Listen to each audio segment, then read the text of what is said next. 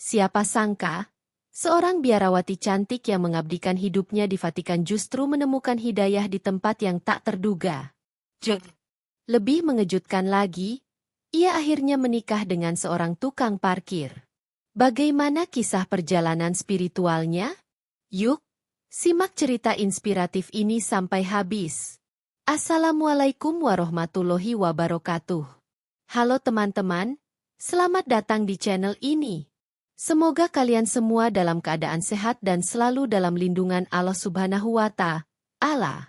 Sebelum kita mulai, jangan lupa untuk klik tombol like, subscribe, dan nyalakan lonceng notifikasi, supaya kalian gak ketinggalan kisah inspiratif lainnya. Oh iya, teman-teman, yuk, tulis sholawat Nabi di kolom komentar sebagai bentuk cinta kita kepada Rasulullah. Dan jangan lupa, tulis juga dari mana asal kalian, supaya kita bisa saling kenal. Maria, bukan nama sebenarnya, lahir dan dibesarkan di sebuah kota kecil di Italia. Ia berasal dari keluarga Katolik yang sangat taat, di mana nilai-nilai keagamaan sudah ditanamkan sejak kecil. Orang tuanya adalah jemaat setia di gereja setempat, dan mereka selalu menanamkan pentingnya iman kepada Yesus Kristus serta pengabdian kepada gereja. Sejak kecil, Maria sangat patuh dan selalu merasa bangga menjadi bagian dari komunitas Katolik. Setiap minggu, ia tidak pernah absen menghadiri misa di gereja, dan sejak usia remaja, ia sudah mulai aktif dalam berbagai kegiatan keagamaan. Ketertarikannya pada kehidupan religius semakin kuat saat ia menginjak usia 18 tahun. Ia mulai berpikir bahwa dunia ini penuh dengan kesia-siaan dan bahwa kebahagiaan sejati hanya bisa ditemukan dalam pengabdian kepada Tuhan. Dengan keyakinan itu, ia memutuskan untuk meninggalkan kehidupan duniawi dan memilih jalan sebagai biarawati. Keputusan ini awalnya mengejutkan keluarganya, karena mereka berharap Maria akan menempuh pendidikan tinggi dan memiliki kehidupan yang lebih normal, seperti gadis-gadis lain seusianya. Namun, tekadnya sudah bulat. Ia merasa bahwa jalan ini adalah panggilan Tuhan untuknya. Setelah melalui proses panjang, Maria akhirnya diterima di sebuah biara yang berafiliasi langsung dengan Vatikan. Kehidupan di biara sangat disiplin dan penuh aturan. Setiap hari dimulai dengan doa pagi yang berlangsung selama beberapa jam, diikuti dengan tugas-tugas lain seperti mengajar anak-anak, membantu orang miskin, serta mengikuti berbagai kegiatan keagamaan. Sebagai biarawati, ia harus menjalani hidup dengan kesederhanaan, tanpa harta benda pribadi, tanpa hubungan asmara, dan sepenuhnya mengabdikan diri kepada Tuhan. Awalnya, Maria merasa bahagia dengan kehidupannya. Ia menikmati ketenangan di biara dan merasa damai dalam ibadahnya. Namun, seiring berjalannya waktu, muncul pertanyaan-pertanyaan dalam hatinya yang tidak bisa ia abaikan. Ia mulai bertanya-tanya tentang banyak hal dalam ajaran agamanya. Mengapa Tuhan harus memiliki anak? Mengapa dosa manusia ditanggung oleh satu orang yang disalibkan? Mengapa ada begitu banyak versi dalam kitab suci? Pertanyaan-pertanyaan ini semakin mengganggunya, tetapi ia tidak berani mengungkapkannya kepada siapapun. Salah satu momen yang membuatnya semakin ragu adalah ketika ia membaca sejarah gereja. Ia menemukan bahwa banyak ajaran dalam kekristenan mengalami perubahan dari masa ke masa. Beberapa konsep seperti Trinitas, konsep dosa warisan, dan status Yesus sebagai anak Tuhan ternyata mengalami berbagai perdebatan di awal sejarah kekristenan. Maria semakin gelisah. Ia mencoba untuk menguatkan imannya dengan lebih banyak beribadah. Tetapi semakin ia berusaha menenangkan hati, semakin besar kegelisahan yang ia rasakan. Suatu hari, saat berada di perpustakaan biara, ia menemukan sebuah buku tentang agama-agama dunia. Buku itu membahas Islam secara singkat, dan ini pertama kalinya Maria membaca tentang agama yang berbeda dari agamanya.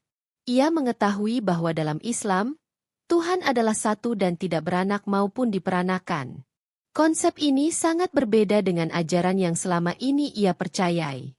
Hal ini membuatnya penasaran. Maria mulai mencari tahu lebih banyak tentang Islam. Awalnya, ia hanya membaca dengan niat untuk membandingkan keyakinannya dengan agama lain, bukan untuk mempertimbangkan pindah agama. Namun, Semakin ia membaca, semakin ia merasa bahwa ajaran Islam sangat logis dan masuk akal. Dalam Islam, tidak ada konsep dosa warisan. Setiap manusia bertanggung jawab atas amal perbuatannya sendiri. Tuhan dalam Islam, Allah, adalah Maha Pengasih dan Maha Adil. Ketertarikannya terhadap Islam semakin kuat ketika ia membaca tentang kehidupan Nabi Muhammad. Dalam catatan sejarah, ia menemukan bahwa Nabi Muhammad adalah sosok yang penuh kasih sayang, adil, dan rendah hati. Tidak seperti yang sering ia dengar dari media barat, Islam bukanlah agama yang penuh kekerasan, melainkan agama yang mengajarkan kedamaian dan kasih sayang kepada sesama. Rasa ingin tahunya semakin besar. Diam-diam, ia mulai menonton video ceramah Islam di internet.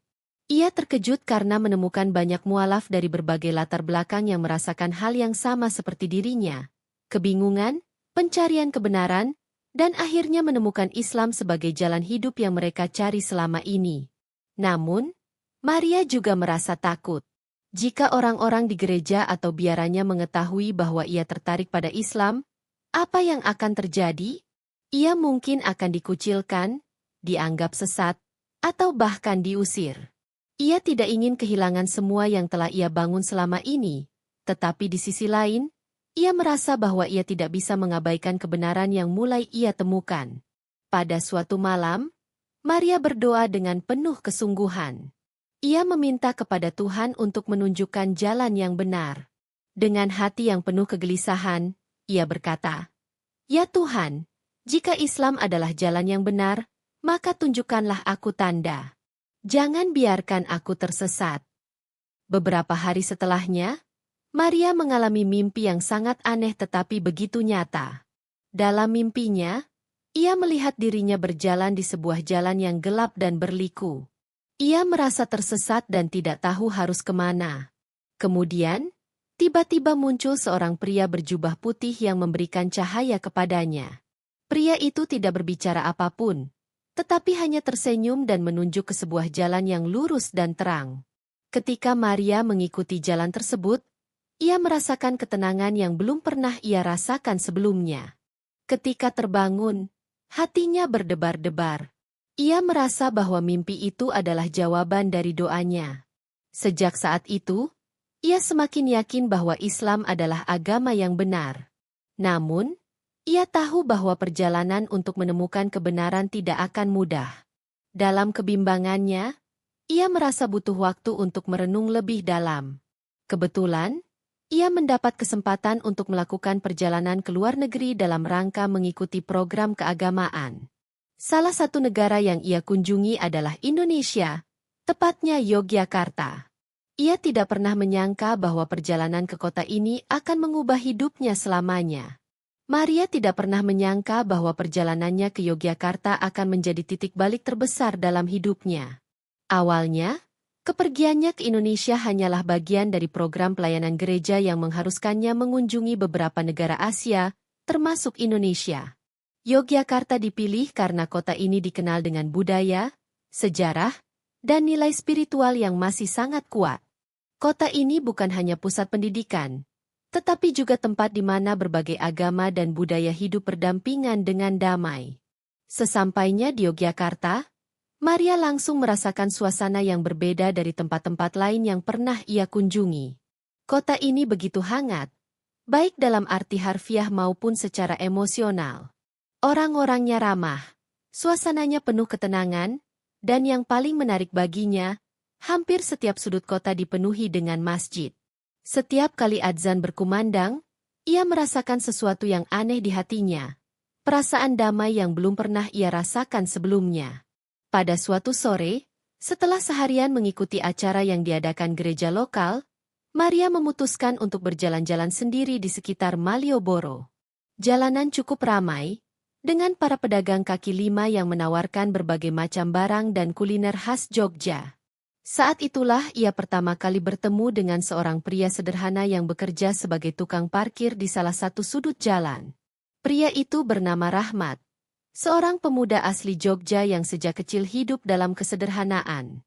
Dengan seragam tukang parkirnya yang sudah agak lusuh, ia tetap terlihat rapi dan tersenyum ramah kepada setiap orang yang melintas. Maria memperhatikannya dari kejauhan, merasa kagum dengan bagaimana pria itu begitu sabar mengatur kendaraan dan membantu orang-orang dengan ikhlas tanpa mengharap imbalan lebih. Saat Maria hendak kembali ke penginapannya, ia mengalami sedikit kesulitan dengan transportasi. Karena masih belum terbiasa dengan lingkungan baru, ia bingung mencari taksi atau kendaraan umum yang bisa membawanya kembali ke tempat ia menginap. Melihat kebingungan Maria, Rahmat mendekatinya dengan sopan dan menawarkan bantuan. "Maaf, Mbak, ada yang bisa saya bantu?" tanyanya dengan suara lembut.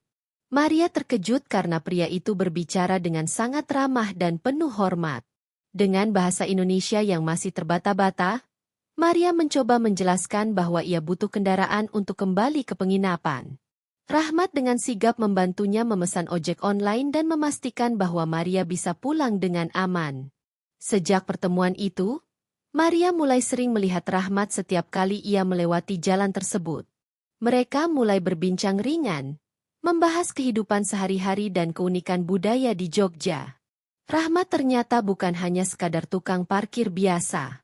Ia adalah seorang pria yang memiliki wawasan luas dan pemahaman agama yang dalam, meskipun ia menjalani kehidupan dengan sangat sederhana. Maria merasa nyaman berbicara dengan Rahmat. Ada sesuatu dalam diri pria itu yang berbeda dari orang-orang lain yang pernah ia temui. Sikapnya begitu rendah hati, selalu tersenyum, dan yang paling menarik, ia tidak pernah sekalipun bertanya tentang agama Maria atau mencoba mengajaknya masuk Islam. Namun, justru dari sikapnya yang sederhana dan penuh ketulusan itulah, Maria semakin penasaran dengan Islam. Ia mulai memperhatikan bagaimana Rahmat selalu berhenti sejenak dari pekerjaannya setiap kali adzan berkumandang. Tanpa ragu, ia meninggalkan pekerjaannya sejenak untuk sholat di masjid terdekat. Maria juga melihat bagaimana Rahmat selalu menjaga kesopanannya dalam berbicara, tidak pernah berkata kasar, dan selalu membantu orang-orang tanpa pamrih. Rasa penasaran itu semakin besar. Maria ingin tahu lebih banyak tentang Islam, tetapi ia masih ragu untuk bertanya langsung. Akhirnya, ia mulai mencari tahu sendiri. Diam-diam, ia membeli sebuah Al-Quran terjemahan dalam bahasa Inggris dan mulai membacanya di kamar penginapan. Setiap ayat yang ia baca seakan menjawab pertanyaan yang selama ini ia pendam dalam hatinya. Ia menemukan bahwa dalam Islam, Tuhan itu satu, tidak beranak dan tidak diperanakan. Bahwa setiap manusia bertanggung jawab atas amal perbuatannya sendiri, tanpa harus menanggung dosa orang lain. Konsep ini begitu masuk akal bagi Maria. Setelah beberapa minggu di Jogja, Maria akhirnya memberanikan diri bertanya kepada Rahmat tentang Islam. Ia tidak langsung menanyakan tentang perbedaan agama mereka, tetapi lebih kepada bagaimana Islam mengajarkan kehidupan sehari-hari. "Rahmat, kenapa setiap kali adzan, kamu selalu buru-buru pergi ke masjid? Apa yang kamu rasakan saat beribadah?" tanyanya dengan hati-hati. Rahmat tersenyum dan menjawab dengan lembut. "Solat adalah cara saya berkomunikasi langsung dengan Allah. Saat saya sujud, saya merasa sangat dekat dengannya, merasa tenang, dan semua beban hidup terasa lebih ringan." Jawaban sederhana itu begitu membekas di hati Maria. Ia mulai menyadari bahwa ketenangan yang selama ini ia cari, mungkin ada dalam Islam. Hari-hari berikutnya, Maria semakin sering bertanya tentang Islam, dan Rahmat selalu menjawabnya dengan sabar. Ia tidak pernah memaksa, tetapi justru menunjukkan Islam melalui sikap dan perbuatannya. Puncaknya adalah ketika Maria diajak oleh Rahmat untuk mengunjungi Masjid Gede Kauman, salah satu masjid tertua di Yogyakarta. Saat pertama kali menginjakan kaki di dalam masjid, Maria merasakan perasaan yang sulit dijelaskan. Ada kedamaian luar biasa yang menyelimuti hatinya. Ia melihat orang-orang sholat dengan penuh kehusyukan, dan untuk pertama kalinya dalam hidupnya, ia merasa bahwa inilah tempat yang selama ini ia cari. Di malam itu, Maria tidak bisa tidur. Ia merenungkan semua yang telah ia pelajari dan rasakan selama berada di Jogja. Ia merasa bahwa hidayah telah mengetuk hatinya, tetapi ia masih takut untuk mengambil keputusan besar. Bagaimana jika keluarganya tidak menerimanya? Bagaimana jika ia harus meninggalkan semua yang ia miliki selama ini? Namun, ada satu hal yang ia sadari, Islam bukan sekadar agama, tetapi sebuah jalan hidup. Dan jika ini adalah kebenaran, maka ia tidak bisa lagi berpaling darinya. Setelah melalui berbagai pertimbangan dan doa yang panjang, Maria akhirnya membuat keputusan besar dalam hidupnya. Dengan hati yang mantap, ia memutuskan untuk mengucapkan 2 kalimat syahadat. Hari itu adalah salah satu hari paling bersejarah dalam hidup Maria. Dengan hati berdebar, ia berdiri di dalam sebuah masjid kecil di Yogyakarta, didampingi oleh Rahmat dan beberapa orang Muslim lainnya. Cahaya matahari sore menembus jendela masjid, menciptakan suasana yang begitu damai. Maria tahu bahwa setelah hari ini, hidupnya tidak akan pernah sama lagi. Ia akan meninggalkan semua yang selama ini ia yakini, termasuk identitasnya sebagai seorang biarawati, dan memulai perjalanan baru sebagai seorang muslimah. Seorang ustaz dengan suara lembut membimbingnya mengucapkan 2 kalimat syahadat. Suara Maria sedikit bergetar, tetapi ia mengucapkannya dengan penuh keyakinan. Asyhadu alla ilaha illallah, wa asyhadu anna Muhammadar Rasulullah. Sejenak, keheningan menyelimuti ruangan. Air mata Maria mengalir deras. Ia merasa seperti baru saja lahir kembali. Seperti semua beban dan kebingungan yang selama ini ia rasakan telah hilang seketika. Orang-orang di masjid menyambutnya dengan senyum hangat dan pelukan penuh kasih sayang. Salah satu ibu-ibu yang hadir bahkan memberikan hijab kepada Maria sebagai tanda kasih. Di luar masjid, Maria menatap langit dengan mata berkaca-kaca. Ia tidak menyangka bahwa pencariannya selama bertahun-tahun akhirnya berujung di sini, di kota kecil di Indonesia, bersama orang-orang yang bahkan baru ia kenal. Namun, ia merasa yakin bahwa ini adalah keputusan yang benar. Setelah menjadi muslimah, Maria menghadapi tantangan baru. Ia harus mempelajari sholat, membaca Al-Quran, dan memahami tata cara beribadah dalam Islam. Awalnya, semuanya terasa asing dan sulit. Ia bahkan merasa canggung saat pertama kali mengenakan hijab. Namun, Rahmat selalu ada di sisinya, membimbingnya dengan penuh kesabaran. Setiap hari, mereka menghabiskan waktu bersama untuk belajar tentang Islam. Rahmat mengenalkan Maria pada komunitas Muslim di Jogja, membawanya ke pengajian, dan membantu Maria memahami nilai-nilai Islam lebih dalam. Maria merasa semakin jatuh cinta dengan agama barunya. Ia menemukan bahwa Islam bukan hanya tentang ritual, tetapi juga tentang akhlak dan kehidupan yang penuh ketenangan. Suatu hari, setelah beberapa bulan hidup sebagai seorang muslimah, Rahmat memberanikan diri untuk berbicara dengan Maria tentang perasaannya. "Maria," katanya dengan suara tenang, "aku ingin bertanya sesuatu yang penting. Aku tahu perjalanan hidupmu tidak mudah, dan aku ingin tahu, apakah kamu ingin membangun masa depan di sini, di Jogja?" Maria menatap Rahmat dengan mata penuh haru. Selama ini, pria sederhana ini telah menjadi teman, guru, dan penopang dalam perjalanan spiritualnya. Tanpa Rahmat, mungkin ia tidak akan pernah menemukan Islam. "Aku tidak tahu apa rencana Allah untukku," jawab Maria dengan lembut, "tapi aku merasa bahwa aku ingin tetap di sini. Aku merasa bahwa Islam dan tempat ini adalah rumahku sekarang."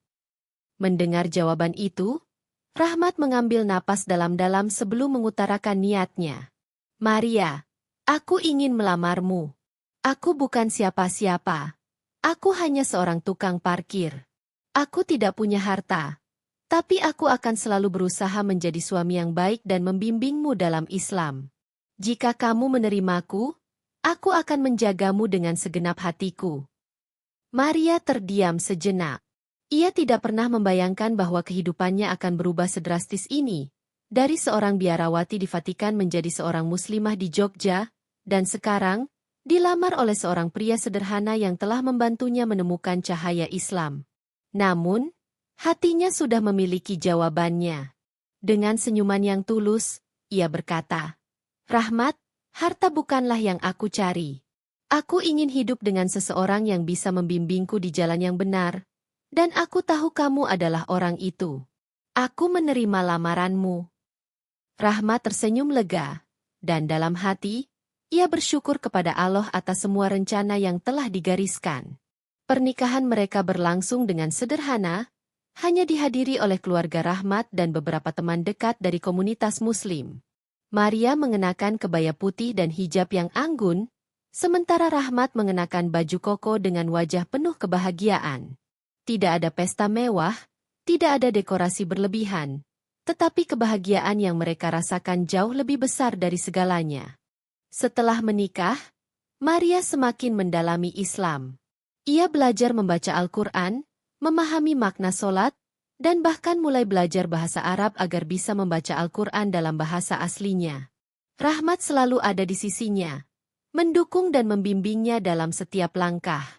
Namun, perjalanan mereka tidak selalu mudah. Ketika kabar tentang perpindahan agama Maria sampai ke keluarganya di Italia, mereka merasa sangat kecewa. Orang tua Maria tidak bisa menerima kenyataan bahwa putri mereka yang dulu begitu taat pada agama Katolik kini telah masuk Islam. Mereka bahkan menganggapnya telah tersesat. Maria mencoba menjelaskan kepada keluarganya bahwa ia tidak pernah merasa lebih bahagia dan damai selain setelah menjadi Muslim. Ia menulis surat panjang kepada orang tuanya, menceritakan perjalanan spiritualnya dan bagaimana Islam telah mengubah hidupnya menjadi lebih baik. Namun, butuh waktu bagi keluarganya untuk menerima kenyataan ini.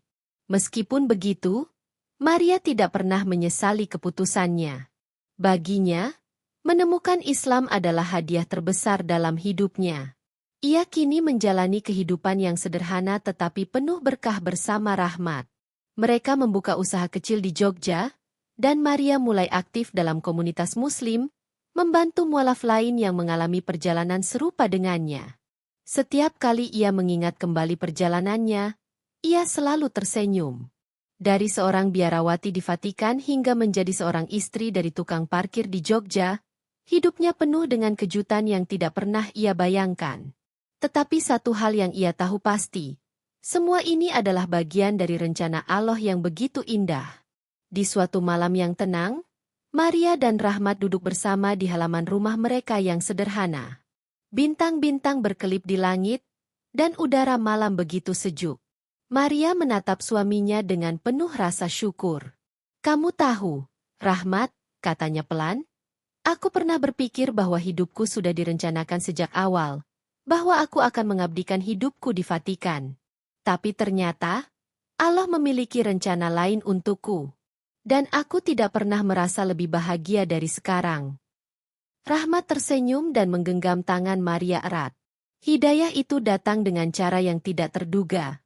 "Maria, dan aku bersyukur Allah mengizinkan aku menjadi bagian dari perjalananmu." Mereka berdua duduk dalam diam, menikmati ketenangan malam.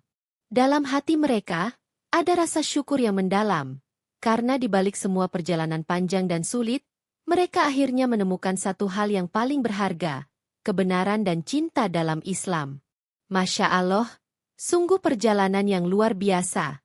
Ya, hidayah bisa datang dari arah yang tidak terduga. Semoga kisah ini menginspirasi kita semua untuk terus mencari kebenaran dan menjalani hidup dengan penuh ketakwaan. Jangan lupa untuk like, share, dan subscribe agar semakin banyak orang yang mendapatkan manfaat dari cerita ini. Sampai jumpa di video selanjutnya. Wassalamualaikum warahmatullahi wabarakatuh.